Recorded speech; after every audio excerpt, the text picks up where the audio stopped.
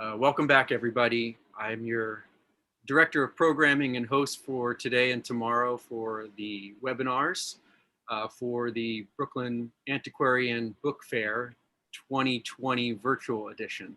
And so if you want to visit any of the booths or the art exhibition, which I co-curated with Dominic Priori about the Beach Boys, go to brooklynbookfair.com and follow the different prompts to go to the virtual fair or to the exhibition. And also from that main frame, you can also click on the YouTube links for any of the live webinars today or tomorrow. And we have a lot of great ones to come. I'm very excited, and obviously I'm very excited because I put them together and they were all subjects that I have a lot of passion about, and also that I gleaned from attending the book fairs and working with Marvin Getman, the fair promoter, for the last 3 years, and seeing some emerging trends in collecting, particularly in Brooklyn.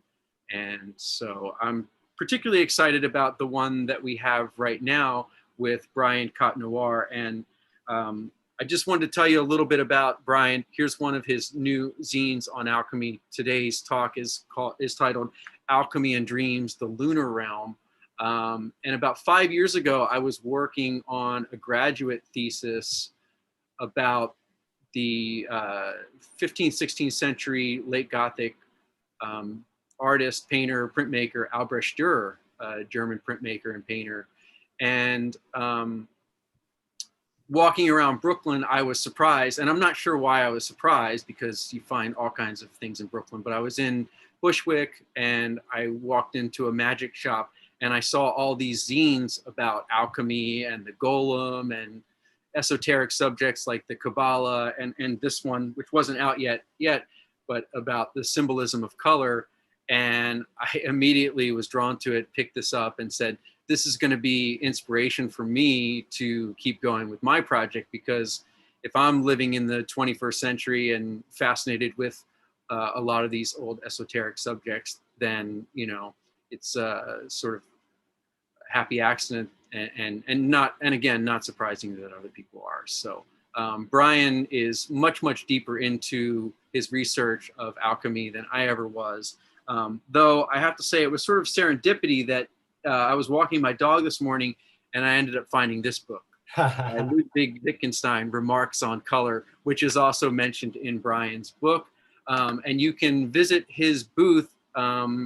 It is Capri Press at booth 144, and that's KHEPRI, Capri Press. And Brian will tell you more about his research, his work, and also I'm sure is going to blow your mind with his.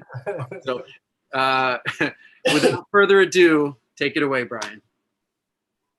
Well, hello, everybody. Am I on? Oh, here I am. Hi, everybody. Welcome. I want to thank Marvin and Brian and Neko for putting this all on. This is actually a pretty incredible thing. I'm missing the physicality of being in the space with everybody, but I think the compensation is we're crossing time zones. And it's kind of cool. So I think that all in all, I think it's a good solution to this problem of being stuck inside, so to speak. I want to talk a little bit about what I do, just to give a grounding as to what you're going to hear and why it kind of makes sense. I do research and work in alchemy, and I'll be defining this in a moment and going through all of that. But essentially what I do is I do the experiments. I go into primary sources, try to recreate as best I can the experiment. And then from there, really think about it, how it relates, what's going on in their worldview, right? And then what insights do we gain from that? So this is what my work essentially is. And so from there, I write, I produce work and put out work that is not so much statements of things, but perhaps more questions or ways to go forward. So I'm just going to go forward now with the actual talk, continue talking a little bit about what I do so you get a better understanding. I'm going to give you a shared screen now. And we'll start the show. So the talk will be about dream and alchemy, et cetera, et cetera. And this is a little hit of some of the work that I do. Come to my press, keprepress.com. The table at the fair, please come and visit. As he said, table 144. And so let's just start with the talk, all right? As anybody kind of knows, I tend to start my talks with bibliographies. It sounds kind of nerdy, but that's where I always start with things. I have a question on something, I'll pick up some resource and then I hit the bibliography, because these are the trailheads into the question of dream and alchemy. I would normally go through these lists by, name by name. I can do this at the Q&A at the end. I would like to try to give a 30-minute talk, so we have a lot of time for a Q&A, because this is where it really comes alive. I'm sorry we can't actually be in the same room or actually have some kind of a verbal interchange, but we'll do the best we can. So any questions you have, make note and we'll deal with them at the end. But anyway, the list here you can come back to. This is being recorded, so you can come back to this. And each one of these things will lead you deeper into this direction. So it seems like a superficial list, but perhaps consider it more of an initial list, one that will lead you on. So alchemy and dream and alchemy. I think we all know what dream is, right? We all have them.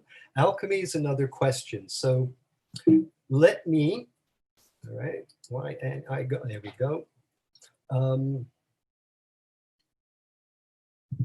Let me start here with a basic definition, one I've come to over the many years of work and trying to simplify it. The phrase itself is a paraphrase from a 15th, 16th century alchemist named Paracelsus. And the paraphrase is, alchemy is the art and science of bringing something to its final perfection or completion.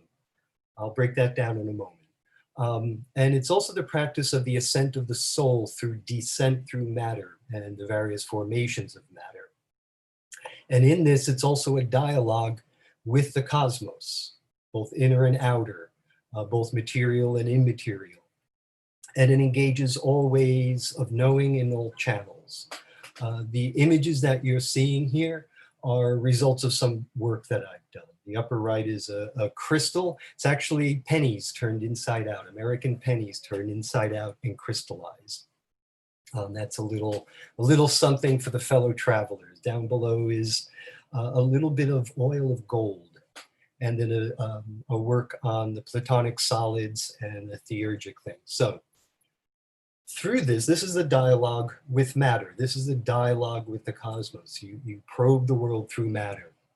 So it's the art and science of bringing something to its final perfection and completion.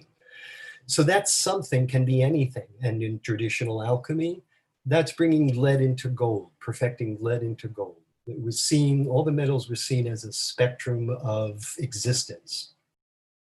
And that lead was just unfinished gold. And it was up to the artist, the alchemist, using the rules and laws of nature to bring it to its final perfection or completion. That something could also be a soul, the raw, rough soul, and then its perfection and union in the one or with God. Okay, or it's like how you understand perfection or completion as an artist does, right? Anybody who paints comes to this point where is it finished, right? Is always the question.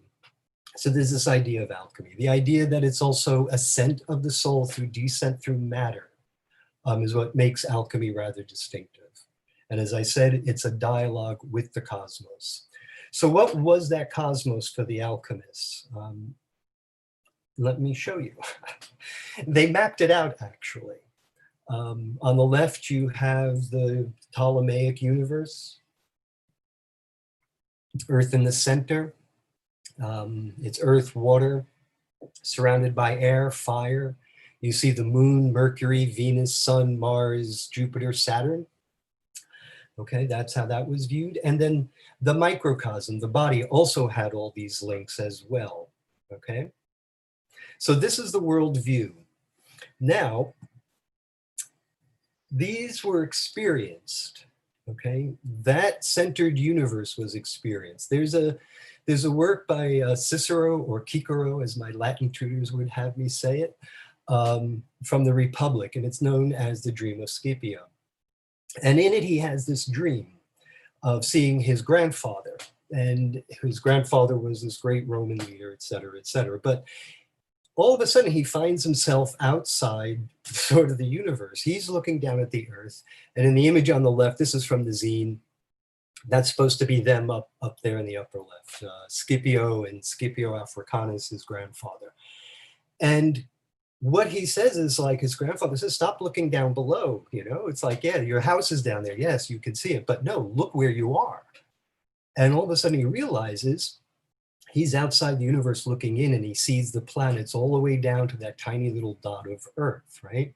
And he goes on and explains Saturn, Jupiter, Mars. And below this again, almost in the middle region, is the sun, the leader, governor, the prince of the other luminaries, the soul of the world, which it regulates and illumines, being of such a vast size that it pervades and gives light to all places. Then follow Venus and Mercury, which attend, as it were, on the sun. Lastly, the moon, which shines only in the reflected beams of the sun and moves in the lowest sphere of all. Below this, everything is mortal and tends to dissolution. But above the moon, all is eternal. Right? Interesting thought. Above the moon, everything is eternal. Below the moon, everything is mortal. So, but what about the moon itself? And in this worldview, excuse me, in this worldview, it was seen as the link between the eternal and the temporal, between the celestial and the terrestrial. And as a matter of fact, there's some rather humorous dialogues by Plutarch on the face of the moon, called On the Face of the Moon, where it's a discussion of what is the moon made of. And it is settled that it's a mix between the celestial and the terrestrial. And it's this middle world, this mesocosm, right? Where what you would call the lunar realm of dream, because this is a place that shares also with that definition. Dream in the world of alchemy, in the world of the ancient Greeks, was that place where when the body was asleep, the soul was released. And so you were in this middle world. It shared a concrete quality, as we know in dream. And this is the same with alchemy. It's in that middle realm that it's exploring. Right? It's trying to penetrate through, break on through to the other side, right? And so this is a realm where the impossible actually takes place. And I think that's a quote from Faust. I think Mephistopheles says that to him at one point. And so welcome to the place where the impossible actually takes place.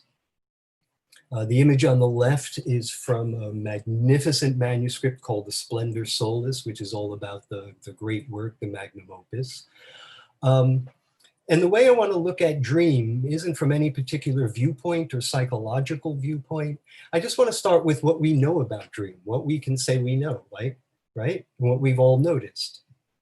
And what I've come to is that what we do during the day shows up in dream. All right? I think we all know this. If you go back even to the work I just mentioned on Scipio, how that dream gets triggered off is that he was in deep conversation with a friend of his grandfather and went to sleep that night. And he even says, oh, I probably had this dream because we were in deep conversation. So what we do during the day shows up in the dream. The other factor is what we hold in mind when falling asleep, we carry through the night. Right? I think we have a direct experience of that with alarm clocks. Again, if we were in an audience, I could see how many people would acknowledge this statement. You set an alarm to get up at 8 o'clock in the morning. You wake up 2 minutes beforehand and turn the alarm off, right? Or something like that. You need to awaken by a certain time to do something, you do it. So what's going on is that when you fall asleep, there's some part of your mind that's holding that thought, right? Which suggests there's a part of our mind that's always processing in the background. And the other one is that sometimes we awake within a dream, right?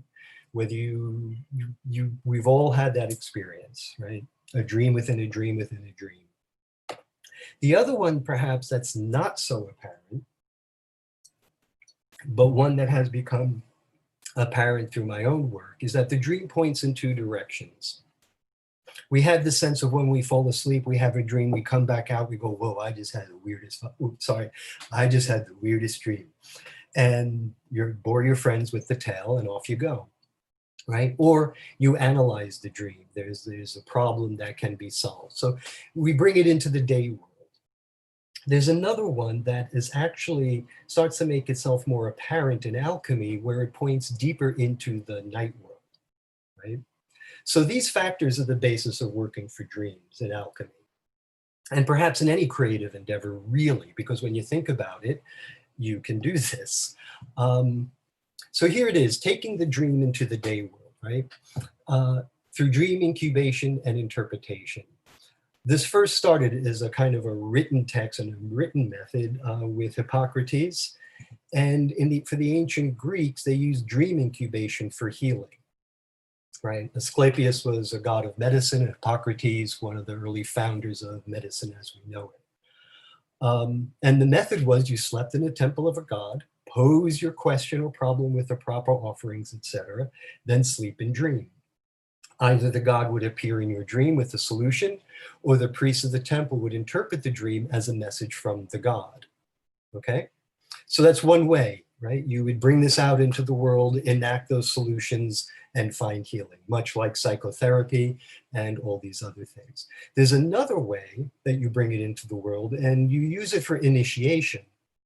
And there's a story about, in Plutarch's on the genius, or the sign of Socrates is the way it's translated, of this young man, Timarchus. And it's really quite cool. It's philosophy in a different way, let's put it this way. When they say a beginner in philosophy, it's probably not like the philosophy 101 you took in college. He, being eager to know, for he was a fine youth and a beginner in philosophy, what Socrates' diamond was. And that's a spirit, the genus that kind of guides and drives you. What his spirit was, acquainting none but Cibes and me with his design, went down into Phonius's cave, also known as the Cave of Nightmares, and performed all the ceremonies that were requisite to gain an oracle. There he stayed 2 nights and 1 day, but the next morning he came out with a very cheerful countenance. And having adored the god and freed himself from the thronging inquisitive crowd, he told us many wonderful things that he had seen and heard, for this was his relation. And what he relates is essentially the same kind of vision that Scipio had. He exited the cosmos as known and reports on what he sees. But what's really interesting is it's a little different than what Scipio describes. There's something about it that I think would benefit a second and third closer examination. And one of the things is the sound that he hears that the universe makes is one of the more intriguing aspects of it. So this is how you take it out into the day world. You could do it through intent. You can also do it through, or it does happen, accidentally, right? Just through, as it did with Scipio. He just happened to be talking great deeply with his grandfather's friend, right? So his mind was pointed there, but it wasn't his intent to have a dream meeting with his grandfather. So accidentally you can. And anybody who took high school chemistry, I don't know if they're still supposedly teaching this, but many cases where there are scientific discoveries. And one of the more famous one is Kekeles Dream about the chemical structure of benzene, right? Trying to figure it out, couldn't quite work it out, fell asleep in front of a fire, saw a snake in the fire get up and bite its tail, sat up, eureka, and there it is, the benzene ring. It turns out not to be exactly true. It seemed to be a story that was kind of developed as it went along. However, there is an interesting case, and there are many cases, but my favorite is the strange case of Dr. Herman Hellpricht, an Assyriologist at Penn State in the 19th century. Really responsible for major excavations and in Iraq and etc. Excuse me. So he was working on solving a problem. For months in 1893, at work deciphering a fragment of an agate finger ring from the Temple of Bel at Nippur. One night, after long intense study, fell asleep and dreamt he was at the temple. And the priest there showed him that the ring was a fragment of a votive cylinder. The cylinder was cut to make earrings for the statue of the god Ninib. Professor Hellpricht awoke, gathered the pieces, and they fit together perfectly. Okay. Now, what's interesting about this, when he was telling the story to his colleagues before he put the pieces together necessarily, he was like, I had a dream that God told me we have to go across campus to look at this other stuff. And as he went around, it was like the pieces actually fit together. Hellpricht in his right, he's like, he can't get over the fact that a priest showed him this. And it was one of his colleagues that reminded him, it's like, come on, look, you know, there's only so many holdings of these things. You have studied every single one of these things at some point, right? The breakthrough was in your brain, was going from finger ring to cylinder, right? Once you break out of that kind of framework, I'm trying to figure out what this says in a finger ring, and all of a sudden you have a larger space. Well, his probably mind and his deep mind that actually discovered this stuff, cataloged the stuff, was working while he was asleep. And then one night it came clothed as a priest and it said Eureka. And this is what the inscription said. To the god Ninib, son of Bel, his lord, his Gurgalex Pontifex of Bel presented this. So the point is, there are many, many examples of this. There's a paleontologist, Assis, I think his name is, a fish specialist, and who, you know, very carefully has to split open stone or you destroy the fossil. You have to almost pre-visualize it, and had a hard time. But it was in a dream where the pattern came through and he understood how to cut it. So this is taking the dream, right, into the day world. Another way, not another way, but another example of it is directly in alchemy, because this is where it gets kind of interesting, because it gets interesting in the idea of alchemical text. And I'll explain a little bit more as I show you the quote. This is a dialogue between two alchemists, Zosimos and Theosebia. They were partners, alchemical partners. In reading the text, it's more like he is like, say, some mad scientist at MIT and she's his genius MIT grad student, right? And there's this very dynamic exchange between them about things. In any event, there's one of his works called The Virtue Lessons. And in it, he's describing what is going on from an Alexandrian point of view, what's going on in the flask. And he's describing it, and he's having a problem. He's trying to work something out. And so the beginning of this quote is what he's saying is happening in the flask, right? It's the composition of the waters, the movement, growth, removal, restitution of corporal nature, the separation of the spirit from the body, and the fixation of the spirit on the body are not due to foreign natures, right? And he goes on and goes, right? And then he says in the text, it goes, saying these things, I went to sleep. And then I saw a sacrificing priest standing before me at the top of an altar in the form of a bowl. This altar had 15 steps leading up to it, and so on and so forth. And what he looks into, he sees a red man being torn apart, devouring himself, and he wakes up and he's like, Mon Dieu, this is almost exactly like what's happening in the flask, okay? And then he goes back to sleep, finishes up the dream, and comes to an answer. Now, my point here is that this is a very typical kind of thing you'll see in alchemy, where a problem will be posed, something happens, and then there's an answer. Most folks who are interested in alchemy will follow the top part, follow the bottom part, but kind of read right over the part that's actually very important in understanding and starting to work with alchemical texts. Many, many times in these texts, there are like what almost feel to be like little throwaway lines, but are an actual indication of practices that are commonplace and known. I mean, dream incubation for healing, right? Zosimos, 4th century, right? They're Greek Alexandrians. So this is not an unfamiliar concept. And so when reading alchemical texts, particularly of the Greco-Roman, and this is for folks who are interested in alchemy, look for the stuff that's kind of the in between the lines, because they will give you they will give you directions. There's another one that happens in the Zosimos where he goes, well, you know, watch out for the 12, and then something else. And this is a direct reference to the Corpus Hermeticum that has a line very similar to this as to what one needs to do in order to transcend to the one, right? Anyhow, to continue on with the dream. Saying these things, I went to sleep. So then, taking the dream deeper into the night world, I have no idea how I'm doing for time, so let me just check. Okay, 30 minutes, I'm almost done. Taking the dream, we might go a little more than 30 minutes. Taking the dream deeper into the night world, right? These are just some fancy quotes to occupy your eyes, because I don't really have anything to show about taking the dream into the night world. So, beautiful quote from Flamel. Come, behold this book, look well, you will not understand a line of it, neither you nor many others, but you will one day see therein what no one else could see.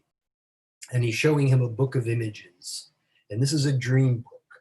And what this is, in my mind, is not an invitation to take that book out into the real world and do experiments. It's almost an invitation to step in, okay? So this potential happens and becomes very dynamic when you can awaken within a dream, right? This is also known now as lucid dreaming. You'll come across it in the various texts as visions, things like this. So this happens spontaneously. Everybody who dreams has a lucid dream. It's just a question of remembering dreams so that you can remember if you've had a lucid dream, okay? One of the more spontaneous methods is through nightmares. Unfortunately, it's like, oh my God, this can't be happening. This gotta be a dream. Oh my God, it is a dream. And then there are practices to do to awaken within the dream. And that's what we're going to get into. And so also when you do awaken within the dream, I'll repeat this again once we get into the practice. Actually, this should be a slide that comes after it. I wanted to do a real little re-edit, but didn't get to it, so apologies. But let me just do this here. When you do awaken within a dream, right, engage your practice, whatever it is. If it's a meditative practice, if it's a yogic practice, if it's a religious practice, whatever, artist, alchemist, what have you. Engage it when you awaken in the dream. If there's anyone around that seems to be doing what you're doing, ask questions and listen. And then attend to the instructions. They do point a way. You may not like the way, you may want to go a different way, that's your decision, but attend to it. And in my dreams, because my mind has been in alchemy, and within Greek myth is embedded with alchemy, it's usually Hermes or Hecate who show up in various guises. And again, we can discuss all this in a Q&A. What I want to get to is, what is a very basic outline for lucid dream technique, for awakening within a dream? And this is really it. Once I finish this, we can kind of jump to Q&A. The first bit is remember your dreams. Set your mind each night to awaken from dreams and to remember them. Writing them down on awakening is a good way to reinforce recall. When you can recall one dream a night, then start to set the intent to lucid dream. You can actually do that right from the beginning. During waking hours, see everything as in a dream, right? Ask yourself, am I dreaming or am I not? Just don't say it, really. Try to have that experience that have a sense of a dream, truly. And as you fall asleep at night, set your mind to kind of recall and recognize that you are dreaming. As your mind drifts from this idea, bring it back. When I'm dreaming, I will recognize I'm dreaming. And this should be the last thing on your mind before you fall asleep. When you wake up, record your dreams, lucid non-dreams and non-lucid ones. Strengthen the intent to remember you are dreaming, and then repeat. The thing that's also important, it's a kind of a subtle thing with the awakening part and recording. A lot of people, myself, you wake up and you go, damn, I didn't have a lucid dream. Shit, right? Don't do that. It kind of sets a bad tone. I don't know how to put it. It sets a bad tone. Just acknowledge it and just set your mind to strengthening the intent and that it will happen. So this is a stripped down thing.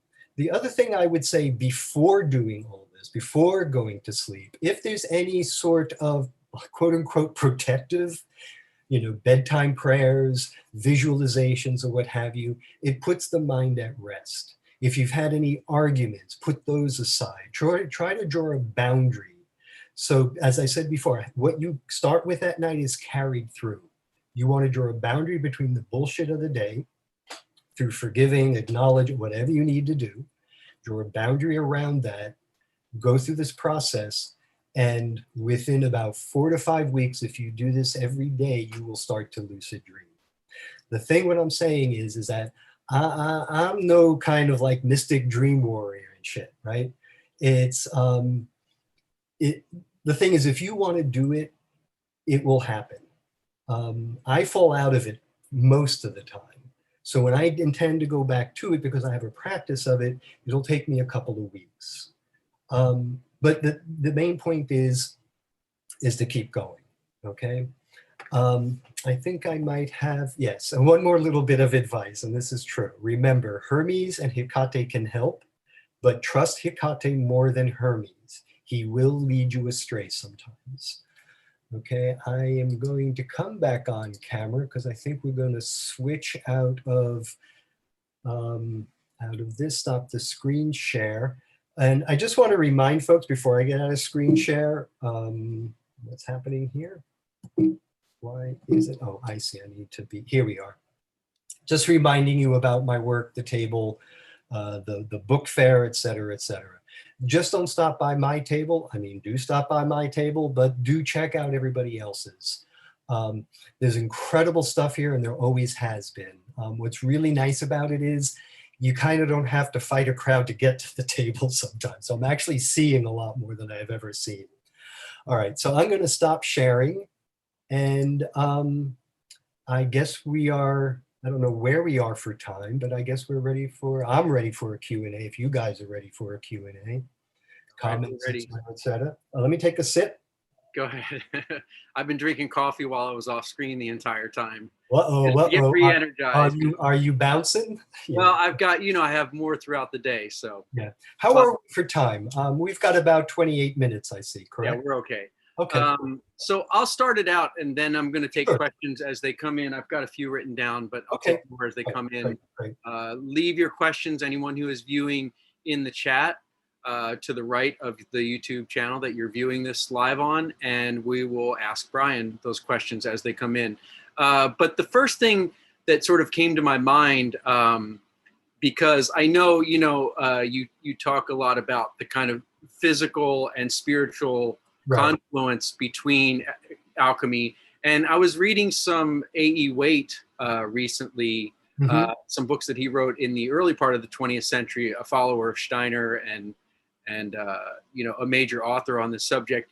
And he actually makes the claim that there was a period when base materials was actually turned into physical gold, and that epoch has ended in our contemporary world. And I was wondering if you had any thoughts on that. He doesn't really see the psychological, spiritual playing as pronounced a role as it has now in our more scientific positive era. Right. I mean, to be fair, I really have not read a lot of Steiner to kind of know where that kind of statement is. Is the question, do I think you do I actually think you can, with vinegar, change lead into gold? No. Right?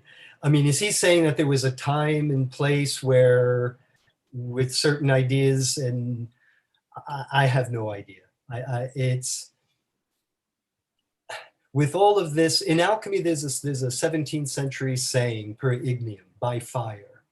If you're going to, it's a very scientific thing. If you're going to make the statement, you have to show me, right? Yeah. Prove it by fire. In other words, if you said you've made gold, fine, give it over to somebody who does not believe in any of this, right? Who actually is an enemy of yours, and wants to see you fail, right? Give it to them and have them test it. I mean, this is the ideas of alchemy. So what he's saying is, I don't know, I always find a question when someone makes a statement like that, and this is all due respect for the spiritual traditions involved. It's like, how do you know, right? How do you know this, right? If he's saying that they were led into gold transmutations, I'm like, okay, I mean, I've read these stories. That the most recent one that you can come up with, I think, was in the 1940s in India, in New Delhi. There's a temple. And on the backside of the temple is a writing. And it was, this guy came out of the woods. And for the Indian National Congress, transmuted, I believe, iron into gold, gave it to them to help support the freedom struggles, and then said, I will teach someone, but they need to be honest, moral, and ethical. I'll wait 4 days. And no one met the thing, and he disappeared. Yeah, and that's but my point is, there's all these stories, but for me, it's like, show me. You know, right. It's like, show me. I mean, and what that forces you to do is kind of look at the work itself, right? A lot of alchemical work is just people trying to figure out that boundary between the here and the there, so to speak, between the inner world and the outer world, and what is this thing we're experiencing. Some of it was, oh, wow, you can actually manipulate matter and make it do this. And that idea is absolutely correct. You could take little bits of, we call it different things, and we work with it differently. But the idea that there's a substrata to this world made up of elements and of elements of, protons, electrons, particles, these types of things. Same ideas, just different means of working with it. But anyway, let's get on the dream. Yeah, no, actually my next question, and I'll ask a few questions and then I'll dovetail to other questions on the YouTube site. But I think in a transition out to the dreams, I mean, one of the things that Steiner and a lot of other people who made that claim about there being transmutation then and not now was that there was this process, this almost initiation process, where it wasn't something that could be scientifically shown. It was for those kind of special people who had that knowledge. And so they didn't want to pass it down in a way that would be applicable to everybody. But, in transitioning, I wanted to say, during the era of Newton and Goethe and the Romantic era in the early, late 18th century, early 19th century, a lot of critics have put down, Goethe's scientific theories, as well as his Faust Part 2, which is now considered somewhat or majorly influenced by alchemy. And Newton was, of course, also an alchemist. And one of the things that Steiner, who wrote seriously about Goethe's Faust Part 2, said, and he brought this up mainly because critics who have this sort of gradient scale or the critical comparative method have renounced the book. He said, if you take it for itself and not compare it to other authors of its time or other works, it actually is a treatise on the alchemy of dreams, how to actually awaken and live between two worlds. And the world that you experience in dreams is one of sheer wildness. It is the actual state of your being. Right. And the world that we're alive in and recognize is an illusion. If I could jump, because this is a really, really important point, because this is the place where it's the idea of, what I'm saying, pointing the dream inward, right?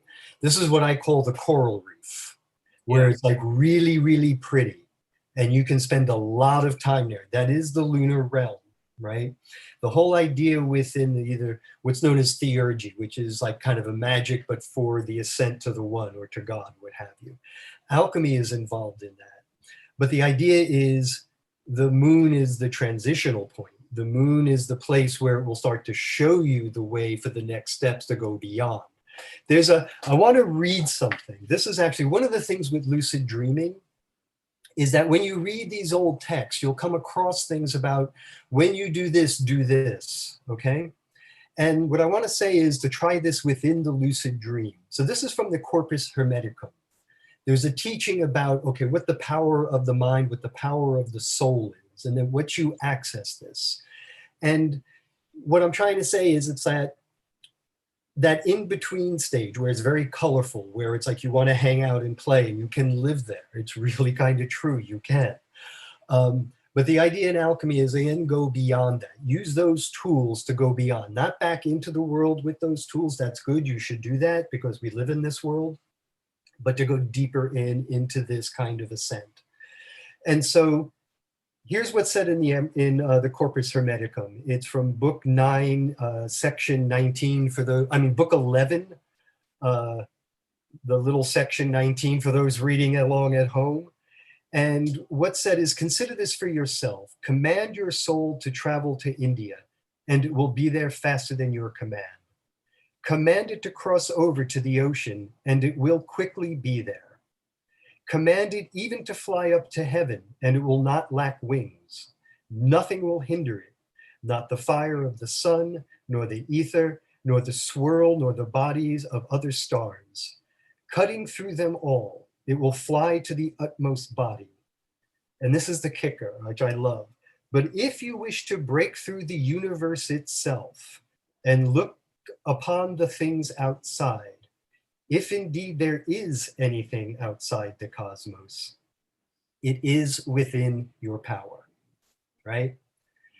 So this is the thing with the dreams. Like, what a lot of artists do, what a lot of people, because this is really, I'm telling you, we've all had lucid dreams, and when this happens, it's a lot of fun, it's really cool, and it's really something. So the practices that are involved are ones of exercising that, of doing it. And in the Corpus Hermeticum, it is the same thing. It says, when you find yourself there, make yourself large, make yourself small, learn to be like a god. And that's what you make yourself many. What's really amazing about this is like how well those instructions track with a lot of the Buddhist dream yoga texts. So there's a question of two things: one, transmission, but also this is the nature of the human mind and the human brain. And this is what I think. And I think it's almost, a discovery we make. And that's this is really what I'm interested in alchemy for. It's like coming across these things that say, wait a minute, there's a lot more going on here. And sometimes it is through these odd experiments that make you look at the world in a different way. It's not really making gold.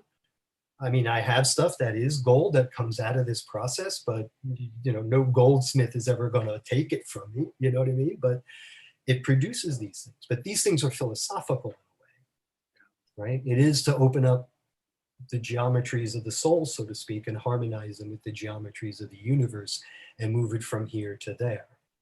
Anyhow, this is what that's about. You're totally talking my language. I'm a longtime practitioner of Tibetan Buddhism. So well, then you hear the echoes in it, really. Yeah, I do. And the idea of transcending and experiencing the egoless, or what we would call today the unified field of all consciousness, is sort of exactly what you were saying. The experience of that is the experience of one's true self. Going deeper is not to sort of bring it back in and solve the problems of this world. Going deeper into it is to attain enlightenment and recognize that the world is essentially an illusion. Yeah, but at the same time, we have a great deal of responsibilities here. And this is the thing. This becomes the center point. This becomes a point of strength to kind of move out and to do things in the world, right? The sacred is enacted in the profane. It's just it's the nature of the world, It's like when you think of Pythagoras, right? He of the a squared b squared equals c squared guy, right? First of all, he was a wrestler in the Olympics, right? I don't know how many folks know that, right? Came in a purple robe with long hair and said, "Who wants to wrestle?" But the other thing was, he organized his followers to go into cities and to overthrow tyrants and oligarchs, to reestablish the law of the people. This is one of the more interesting things. When you look at the philosophies of these times, they weren't these kind of discourses upon ideas and things like that. They were essentially what you would call ashrams, right? They engaged in physical activity. The gymnasium was very important and encouraged and required. The same sorts of things that went on, but there was still always that engagement in the world. So with this, it's not a question of going in and isn't this great kind of like, ooh, cool la la land, but it is to kind of find that like in martial arts, is to find that center within yourself that can kind of withstand the onslaughts as you're pivoting to the next move, so to speak. So yeah, and magnetize peace and bliss and love outward from yeah, that. yeah, yeah. And that brings up something that has been asked about a number of times or commented on in the chat room, which is Neoplatonism and oh yeah, sort of this, pre-Galilean, idea, pre-Alberti idea that, we're not, our mind isn't looking out at the world in a grid per se that we can observe objectively, but we are participating in it. That's exactly right. So maybe talk a little bit about Neoplatonism. I know you touched on it in the first slide, but with regard to dreams, maybe go a little deeper. This is exactly it. The Neoplatonism comes, as you see, comes out of Platonism. And the basic idea of it all is, in a nutshell, comes out of Symposium, I believe. Yeah, it's from the concrete to from the concrete. What is it? From the concrete to the not the authentic. Ideal.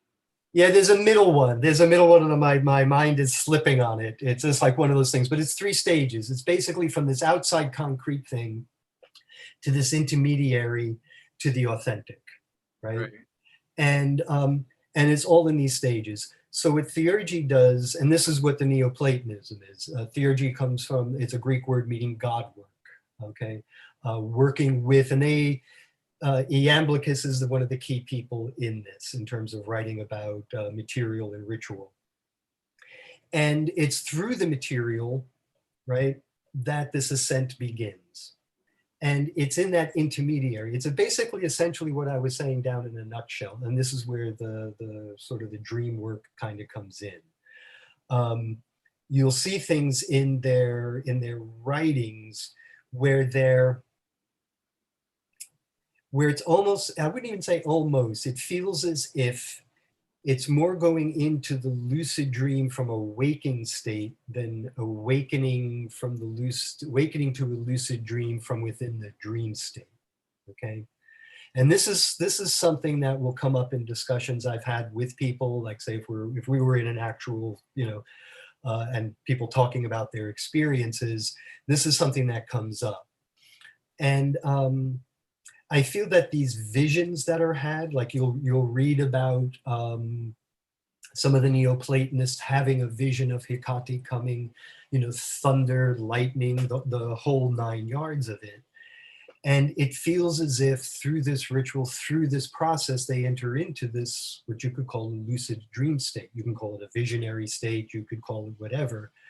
But I think by calling it a lucid dream state starts to make it more accessible for us to start to experience these things if you so desired, if you know what I mean. If it starts to feel, I don't know, just let me leave it at that. It just starts to feel more accessible when you start to speak about it in the dream world. Yeah. But the whole Neoplatonism is about the ascent to the one, and is about this kind of in-between state of the moon, right? And Hecate plays a huge role in sort of Neoplatonic thinking about that state, because she is a goddess of the crossroads. Yeah. She and Hermes are the 2 gods that kind of went into the underworld and back and forth. So I don't know if that answered a question, but you know what, folks? Read, Go read the sources. Iamblichus on the mysteries, Plotinus, the Enneads. Gregory Shaw wrote this great book. Dr. Gregory Shaw wrote this great book on Neoplatonism. And theurgy, I think, is what it's called. But look up his name, read his work. Start there if you have to start anywhere. If you don't want to start on the deep end, but don't be afraid of the deep end. So that's a good transition, because we actually have a question about literature, and let me look it up here. That's why I have my glasses on, despite the fact I'm usually pretty vain. Fabiola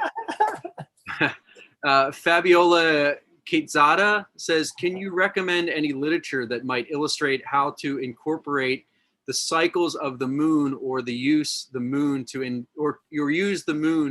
incubate dreams? Um, hmm, Not directly. This is something I like. There's nothing that I just kind of, kind of come up with out of my brain, so to speak. Maybe that'll be your next zine. Yeah, exactly. Well, I mean, what I would look at, well, actually, what I would do is I would look up Mr. William Kiesel of Mortlake Books. He does workshops and talks and I think he's doing one called Moonwalking the Lunar Mansions. And I think this is going to be exactly what you're looking for. If you go to Mortlake and whatever, Mortlake Books, Mortlake and Son. Sorry, William, and track it that way. And he would be a good person in terms of like dream books, books like actually on how to interpret dreams and things like this. But there's nothing that's immediately coming to mind. It would be looking into like the Picatrix, Agrippa's 3 books of occult philosophy, anything that has the lunar mansions on it. And then, I don't know, start on your own in a way, write your own zine, write your own book, do a lucid dream going through each one of these lunar mansions. And I have a feeling this is what William is talking about. And if you just reach out to him, he might be able to recommend some stuff, or he might be in the middle of a writing. I mean, he does write on the stuff. So William Kiesel, K-I-E, I always get it, Kiesel. Yeah. Yeah. We love William. We had him last year. Yeah, he's live great. Brooklyn Book Fair, gave a tremendous speech. So shout out to William. I might also mention to the questioner the song Balboa Blue from 1962 by a surf band from the West Coast called the Kekeles. The saxophone solo was played by the great Plaz Johnson, and apparently this song came to the composer Joe Saraceno in a dream, and it was so lucid that he woke up in the middle of the night and wrote it down. And then as he walked around that day by the Balboa Pier and the pilings down in Southern California, the whole arrangement sort of manifested. And it's a beautiful song. It was a hit song, and that's a pure manifestation from the Lunar Realm. Yeah, totally. Anyway, we only have about 10 minutes left. So Cosmo Sapien, who has been a regular chatter for us today and a spectator, has a specific question about your talk and about Dr. Hellpricht. Yeah. He was curious as to what the sound was. I don't know if you could play it or sing it, or if there was any, deeper description of the sound, but I think you had said that he had heard something in... Oh, no. I'm sorry. If I said that, I misspoke. No, okay. There was no audio associated with that. That we know of. No, well, yes, exactly. No, it was that I think maybe what I may have said that I actually used the word heard. It was like when his friend heard his story, like of the dream. There wasn't anything, right? There is this area of archaeology. Like I remember they were looking at pottery, especially ones that had a wooden stylus that engraved. And they were wondering if that could act as a vibratory sort of a thing, and they could pick up the audio of a workshop that way, if you get the picture. Right. Anyway, but no, there's no audio associated with that story. But I do love the guy's look, though. I think I'm gonna try that out in 2021. But anyway. Yeah.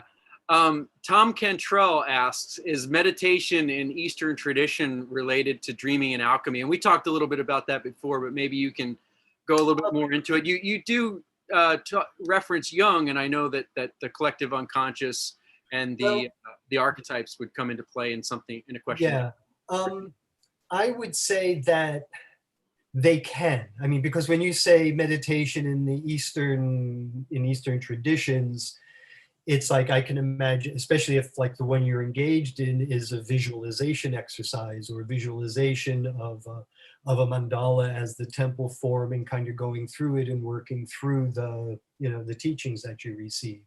A tantra. I'm sorry? A tantra.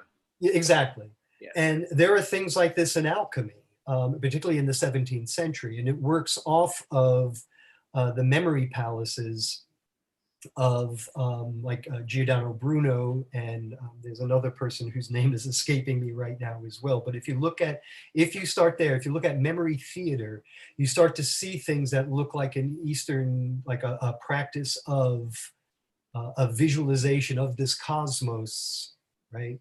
In this way of moving through it. So in that ways, yes, if that's what you're speaking of.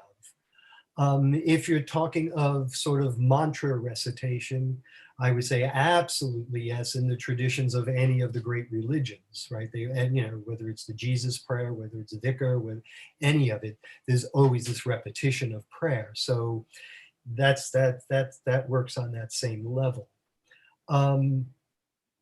I think you will find, like in it, especially in the earlier things, that yes, there is in the Neoplatonic tradition, and I would point you to Plotinus in particular. He wrote, it's a large work if you wanted to go into the deep end, but he does speak about, you know, how you would visualize. Just sit, and he goes, imagine, see in front of you this sphere. In the center is the sun, surrounded by the planets. Now, when you hold this in your mind, imagine there's no matter, but still the form is there. And so what you're seeing here is that visualization that goes on. That is this ascent from the I'm going to get it. It's going to kill me. From the material to the you know. So so it's like that. This is where you'll see the parallels.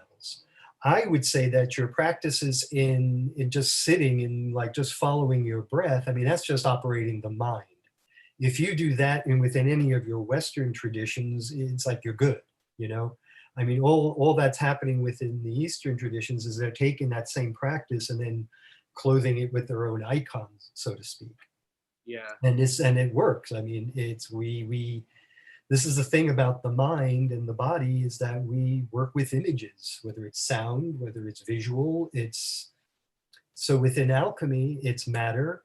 Really good, another parallel example is iconography, right? Which also works with matter, but telling a story that also points inward, points beyond what the image is to something deeper. So yes, there are definite parallels. They just don't talk about it the same way. Right? It's like you'll see it like, imagine in your soul, right? Behold, things like this. And then there's like this really abstract description. So there's a lot of, it's like as if I told you to make bread and didn't tell you to use water, right? It's like, why wouldn't I tell you to use water? Well, because it is so friggin' obvious to use water. Why should I waste my breath? You get this sense when you get deep enough into it or read a lot of it, that there's an underlying background of practice of culture that just goes almost without saying, you know. So whoever, as you get into whatever the you know, Eastern European practices, and there are some wild ones there.